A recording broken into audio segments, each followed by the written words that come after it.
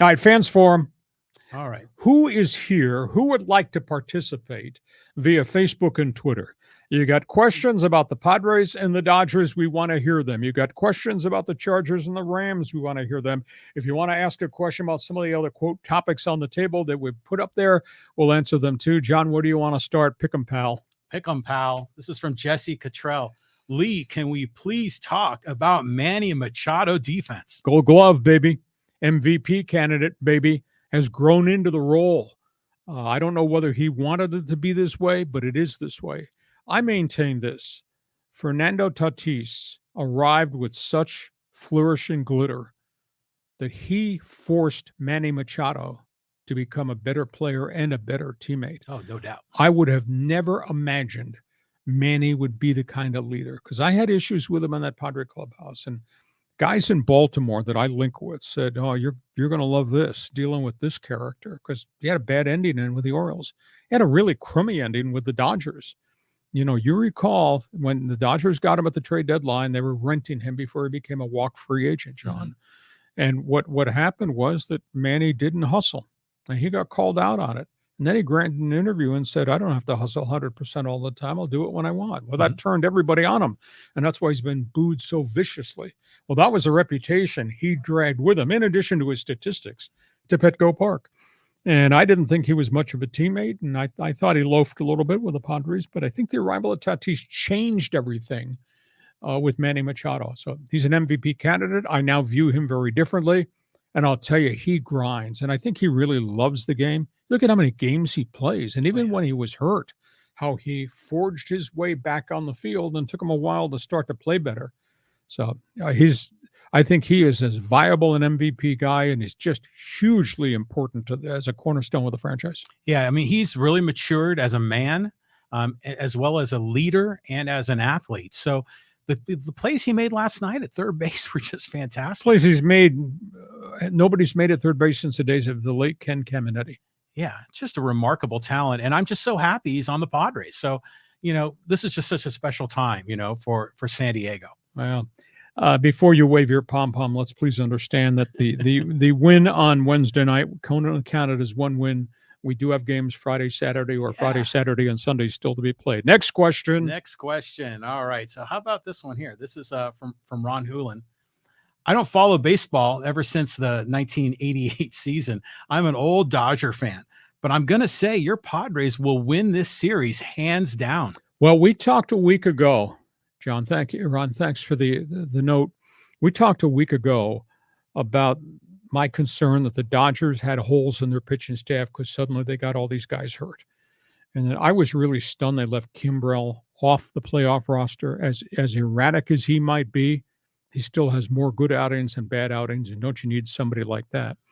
You know, they've had 5 of their 7 guys in the starting rotation are on the DL for extended periods, and obviously there is no Walker Buehler. And Dustin May had the same surgery Buehler had, and we don't know if he's 100% back, but if he's right, he's really dominant. So I felt a couple of weeks ago, and I brought this up, we talked about it, that the Dodgers have some pitching depth issues. And I think adding into the conversation, as I said earlier on our podcast, Padres don't fear them anymore. I think that the Padre wins against the Mets have changed the whole persona of that clubhouse and the confidence now as they play the Dodgers. Now, we'll find out which of these starting pitchers can give them innings and length when they play Friday night. Does Gonsolin get into the third or the fourth inning? Because that'd be important.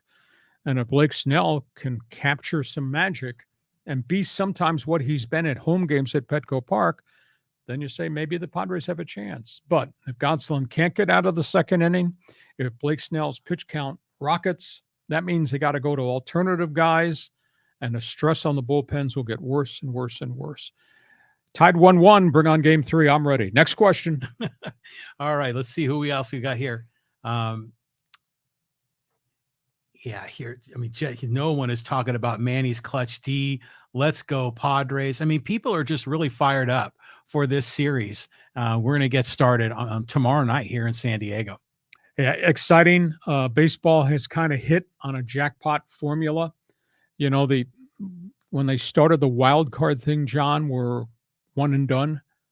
A lot of people thought, oh my God, that is electric. You play 162 games, and now the 163rd game, you either go on or you go home.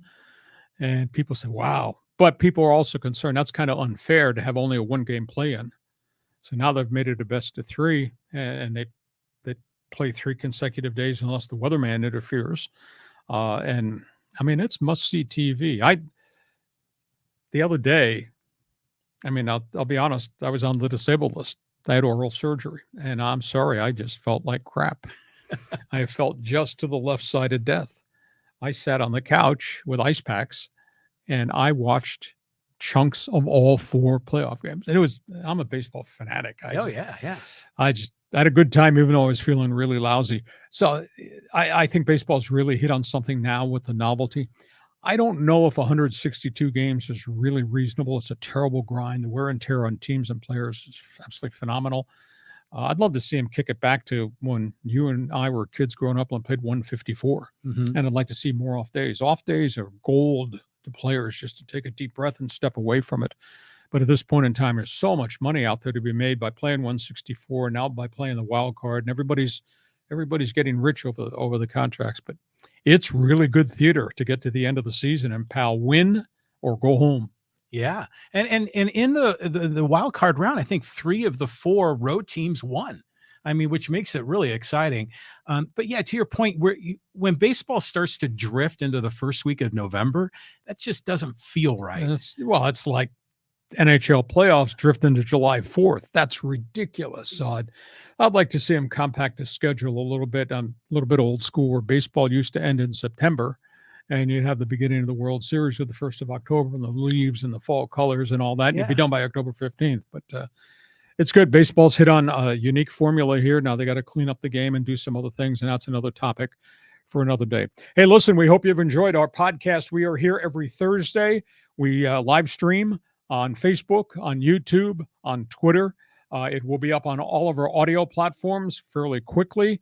I invite you to go to my website, leehacksawhamilton.com. I write on it every day. At the bottom of the right-hand side, there's a icon which you can click to subscribe for free, and you will get automatic messages as we post a lot of unique things in addition to our big podcast.